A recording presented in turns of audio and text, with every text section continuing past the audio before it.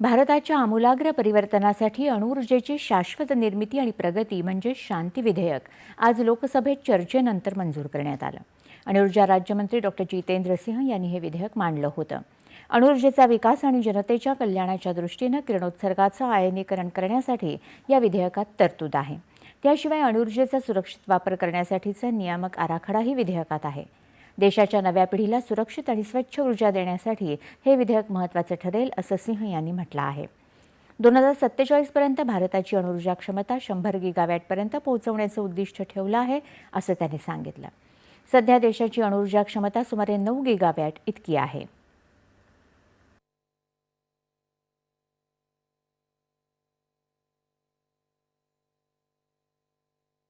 बढ़ती हुई एनर्जी की जरूरतों को पूरा करने के लिए तथा आत्मनिर्भर भारत के लक्ष्य को पूरी तरह प्राप्त करने के लिए ये भी जरूरी है कि हम पेट्रोलियम फॉसिल पदार्थों पर अपनी निर्भरता कम करें। उस सब को मिला करके जहां आज हमारी न्यूक्लियर एनर्जी की कैपेसिटी मात्र 8.8 गीगावाट है, हालांकि जब ये सरकार आई तो तब इतना भी नहीं था, उस समय केवल 4.4 गीगावाट थी, दुगने से अधिक हम बढ़ गए। लेकिन उसको 100 गीगावाट तक पहुंचाना ताकि 2047 में हमारी एनर्जी की रिक्वायरमेंट का 10% हिस्सा न्यूक्लियर एनर्जी से आए।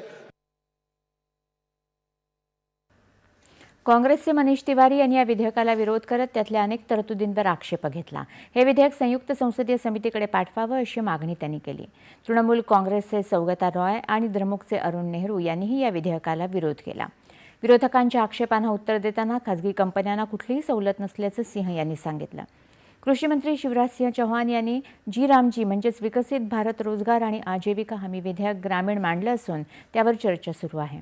मनरेगाच्या जागी येणाऱ्या या विधेयकात 100च्या ऐवजी 125 दिवस रोजगाराची हमी देण्यात आली आहे. वर्ष 2024-25 मध्ये देशातलं कोळसा उत्पादन 1 अब्ज टनापर्यंत गेल्याचं कोळसा मंत्री जी किशन रेड्डी यांनी लोकसभेत सांगितलं. कोळशापासून वायू निर्मितीवर सरकारचा भर असून 2030 पर्यंत 10 कोटी टन निर्मिती करण्याचं उद्दिष्ट आहे असंही ते म्हणाले. लोकसभेचं कामकाज आज रात्री 10 वाजेपर्यंत चालणार आहे.